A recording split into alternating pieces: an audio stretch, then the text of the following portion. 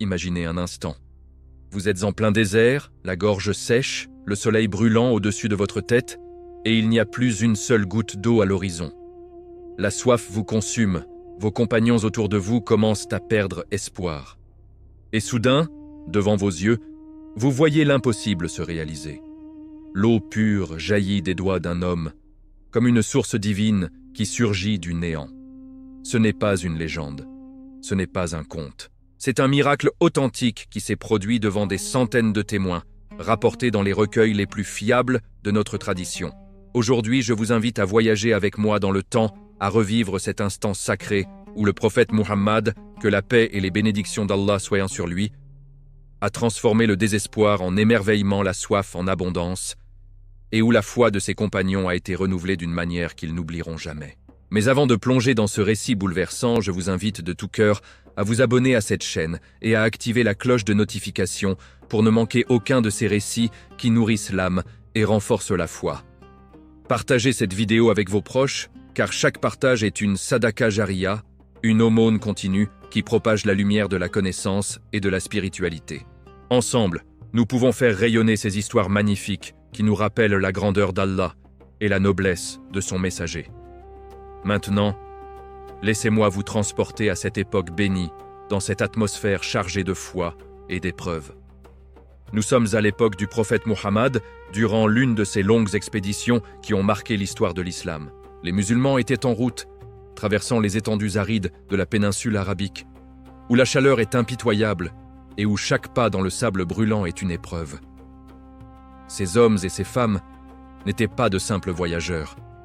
C'étaient des croyants qui avaient tout quitté pour suivre le messager d'Allah, prêts à sacrifier leur confort, leur sécurité et même leur vie pour la cause de la vérité. Le voyage était long et pénible. Les provisions s'épuisaient et surtout, l'eau commençait à manquer dangereusement. Dans le désert, l'eau n'est pas un simple besoin, c'est la vie elle-même. Sans elle, rien ne survit. Les compagnons sentaient leur gorge se dessécher, leurs lèvres se craquelaient sous l'effet de la chaleur. Certains parmi eux commençaient à ressentir les premiers signes de la déshydratation. L'inquiétude se lisait sur les visages, même si la foi demeurait ferme dans les cœurs. C'est dans ce contexte de tension et d'épreuve que les compagnons se tournèrent vers celui qui était leur guide, leur refuge, leur source d'espoir en toutes circonstances, le prophète Muhammad. Ils vinrent vers lui, le cœur lourd mais confiant, et lui dirent « Ô messager d'Allah, nous n'avons plus d'eau, nous avons soif et nous ne savons que faire. » Le prophète, dans sa sagesse infinie et sa miséricorde sans limite, ne montra aucun signe de panique. Il ne se troubla pas. Au contraire, son visage noble reflétait une sérénité absolue, comme s'il savait déjà que la solution viendrait de celui qui contrôle toutes choses, de celui qui fait jaillir les sources du sol le plus aride, de celui qui nourrit les créatures et pourvoit à leurs besoins. Le prophète demanda alors « Apportez-moi un récipient ». Un petit récipient fut apporté, une simple bassine où il restait à peine quelques gouttes d'eau au fond. C'était tout ce qui leur restait, une quantité dérisoire, insuffisante même pour étancher la soif d'une seule personne, encore moins pour des centaines de compagnons assoiffés. Le prophète prit ce récipient, y plaça sa main bénie et il fit ses ablutions. Ses doigts touchèrent cette eau, et à ce moment précis, quelque chose d'extraordinaire se produisit. Quelque chose qui dépasse l'entendement humain, qui brise les lois de la nature telles que nous la connaissons. L'eau commença à jaillir. Pas simplement à couler, non. Elle jaillissait entre ses doigts nobles, comme une source vivante, comme si ses mains contenaient une fontaine cachée, comme si Allah lui-même avait ouvert les portes de sa miséricorde à travers les doigts de son bien-aimé. Les compagnons regardaient, les yeux écarquillés, le cœur battant. Ils voyaient l'eau couler abondamment, claire, pure, fraîche. Elle jaillissait encore et encore, sans s'arrêter, remplissant le récipient, puis débordant et continuant à couler. C'était un spectacle qui laissait sans voix, un moment où la foi rencontre le miracle, où le cœur se remplit de certitude absolue en la puissance divine. Anas ibn Malik, qu'Allah l'agrée, l'un des plus proches compagnons du prophète, a rapporté ce récit avec une précision remarquable. Il a dit j'ai vu l'eau jaillir d'entre les doigts du messager d'Allah.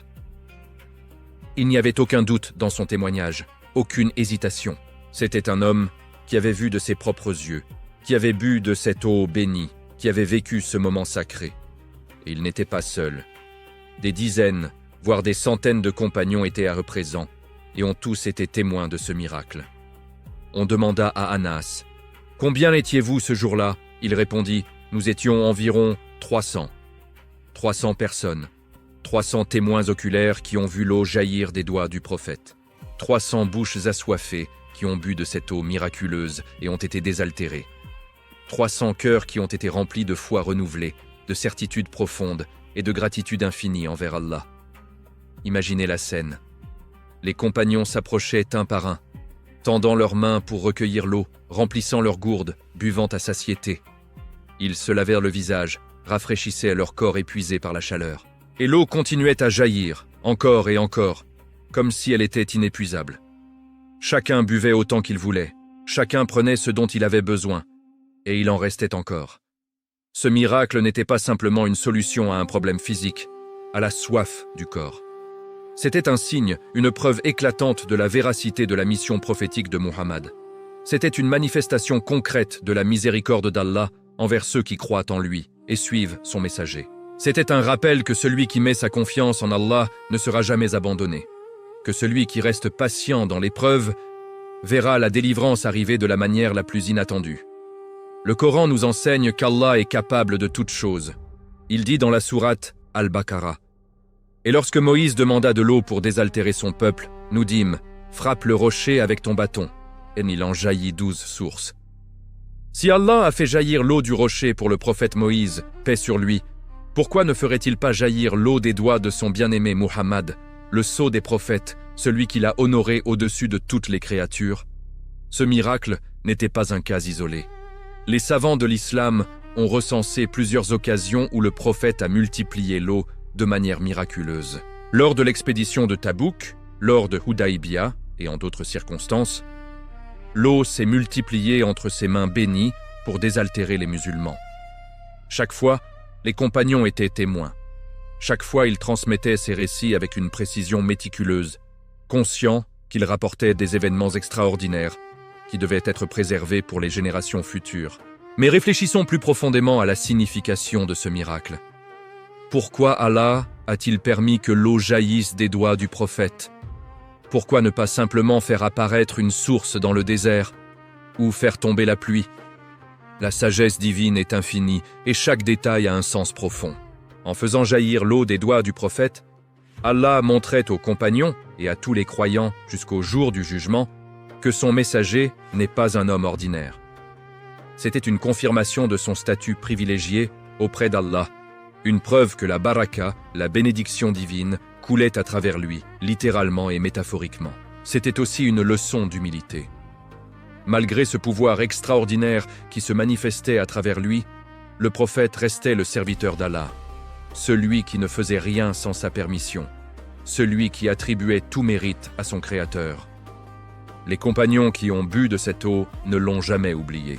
Des années plus tard, lorsqu'ils racontaient cet événement à leurs enfants et petits-enfants, leurs yeux brillaient encore d'émerveillement. Ils décrivaient la pureté de cette eau, sa fraîcheur, et comment elle avait non seulement désaltéré leur corps, mais aussi rafraîchi leurs âmes. Boire de l'eau qui avait jailli des doigts du prophète, c'était recevoir une bénédiction directe, c'était être touché par le miracle, c'était vivre un moment de connexion divine qu'aucun mot ne pourrait pleinement décrire. Ce miracle nous enseigne également une leçon fondamentale sur la confiance en Allah. Les compagnons étaient dans une situation désespérée. Selon toute logique humaine, ils étaient condamnés à souffrir de la soif, peut-être même à périr. Mais ils ne se sont pas révoltés, ils ne se sont pas plaints amèrement, ils n'ont pas perdu espoir. Ils se sont tournés vers le prophète avec foi et à travers lui, vers Allah. Et leur confiance a été récompensée au-delà de toute imagination. Combien de fois dans nos vies, nous retrouvons-nous dans des situations qui semblent sans issue? Combien de fois sentons-nous que nos ressources sont épuisées, que nos forces nous abandonnent, que les portes se ferment devant nous? Dans ces moments, le récit du miracle de l'eau jaillissant des doigts du prophète doit résonner dans nos cœurs comme un appel à l'espoir. comme un rappel que la puissance d'Allah ne connaît pas de limite. Il est important aussi de comprendre que ce miracle a été rapporté avec une chaîne de transmission authentique, solide, qui ne laisse aucune place au doute.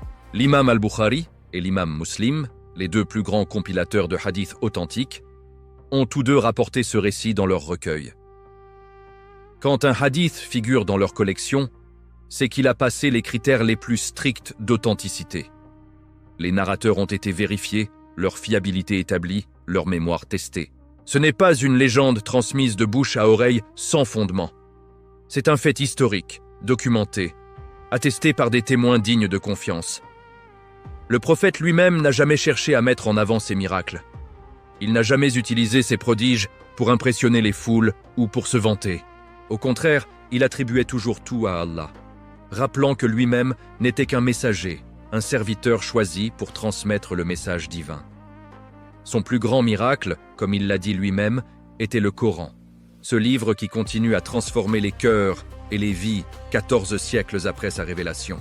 Mais Allah, dans sa sagesse, a voulu que son messager soit également soutenu par des miracles tangibles, visibles, qui fortifièrent la foi de ses compagnons et qui servirent de preuve pour ceux qui cherchèrent la vérité.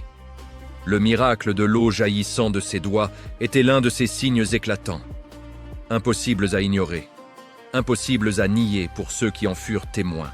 Pensons aussi à la nature de l'eau elle-même. Dans le Coran, Allah décrit l'eau comme la source de toute vie, et nous avons fait de l'eau toute chose vivante. L'eau est un symbole de purification, de renouveau, de miséricorde. Quand elle jaillit des doigts du prophète, c'était comme si la vie elle-même coulait de lui, comme si la miséricorde divine se manifestait de la manière la plus directe et la plus tangible possible. Les compagnons ont compris ce message. Ils ont compris qu'ils n'étaient pas simplement en présence d'un chef militaire brillant ou d'un réformateur social visionnaire. Ils étaient en présence du messager d'Allah, l'homme choisi par le Créateur de l'univers pour guider l'humanité vers la lumière. Chaque miracle qu'ils voyaient ne faisait que renforcer cette conviction, que graver plus profondément dans leur cœur l'amour et le respect qu'ils portaient au prophète. Et nous, aujourd'hui, qui n'avons pas eu le privilège de vivre à cette époque, qui n'avons pas pu voir de nos propres yeux ces miracles extraordinaires, comment devons-nous réagir face à ces récits? Devons-nous simplement les lire comme des histoires anciennes, belles mais lointaines? Non, nous devons les intérioriser, les laisser pénétrer nos cœurs, les laisser renforcer notre foi. Chaque fois que nous lisons ou entendons le récit de l'eau jaillissant des doigts du prophète, nous devons nous rappeler que nous croyons au même Dieu, que les compagnons adoraient, que nous suivons le même prophète, qu'ils aimaient, que nous lisons le même Coran qui les guidait. Cette continuité spirituelle est précieuse. Elle nous relie, à travers les siècles, à ces âmes nobles qui ont sacrifié tout ce qu'elles avaient pour préserver et transmettre l'islam. Le miracle de l'eau nous enseigne aussi la valeur de la patience. Les compagnons ne sont pas venus voir le prophète au premier signe de soif. Ils ont supporté, ils ont enduré, jusqu'à ce que la situation devienne vraiment critique. Et même alors, ils sont venus avec respect, avec humilité, avec confiance. Ils n'ont pas exigé, ils ont demandé. Et leur patience et leur adab, leur belle manière d'agir, ont été récompensés par un miracle qui les a nourris physiquement et spirituellement. Dans notre vie quotidienne, nous sommes souvent impatients.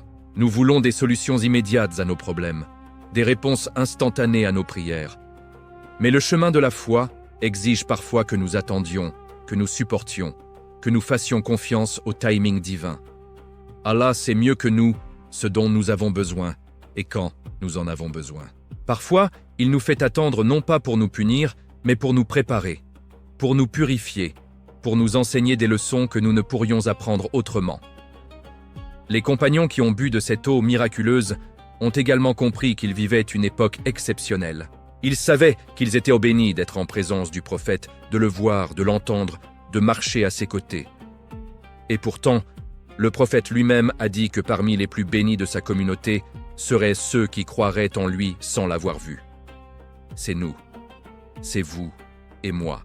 Notre foi, basée sur les récits authentiques et le Coran, sans avoir vu les miracles de nos propres yeux, est particulièrement précieuse aux yeux d'Allah. Alors, que devons-nous retenir de ce récit magnifique? Que devons-nous emporter dans nos cœurs après avoir voyagé dans ce moment béni de l'histoire islamique? Premièrement, nous devons renforcer notre certitude en la puissance d'Allah. Rien n'est impossible pour lui. Il peut transformer le désespoir en espoir, la faiblesse en force, la pénurie en abondance. Quand nous nous trouvons dans des situations difficiles, rappelons-nous que le même Dieu qui a fait jaillir l'eau des doigts du prophète est capable de nous secourir de manière que nous ne pouvons même pas imaginer. Deuxièmement, nous devons approfondir notre amour et notre respect pour le prophète Muhammad. Il n'était pas simplement un homme sage ou un leader charismatique. Il était le bien-aimé d'Allah, celui à travers qui les miracles se manifestaient, celui dont les prières étaient exaucées, celui qui portait la lumière divine dans ce monde. L'aimer, c'est aimer ce qu'Allah aime. Le suivre, c'est suivre le chemin qu'Allah a agréé. Troisièmement, nous devons cultiver la patience et la confiance en Allah dans nos propres vies. Quand les épreuves viennent, et elles viendront, nous devons rester fermes, confiants que la délivrance est proche, que la miséricorde d'Allah est immense, que notre Seigneur ne nous abandonnera jamais si nous restons sur son chemin. Enfin, nous devons être reconnaissants. Les compagnons qui ont bu de cette eau ont été reconnaissants, et ils ont transmis ce récit pour que nous aussi, des siècles plus tard, puissions être fortifiés dans notre foi. Soyons reconnaissants pour la foi que nous avons, pour la connaissance de ces récits magnifiques, pour l'héritage précieux qui nous a été transmis. Mes chers frères et sœurs, l'eau qui a jailli des doigts du prophète ce jour-là a étanché la soif de 300 compagnons dans le désert. Mais le récit de ce miracle continu, 14 siècles plus tard, a étanché la soif spirituelle de millions de croyants à travers le monde. C'est cela, la véritable baraka, la véritable bénédiction.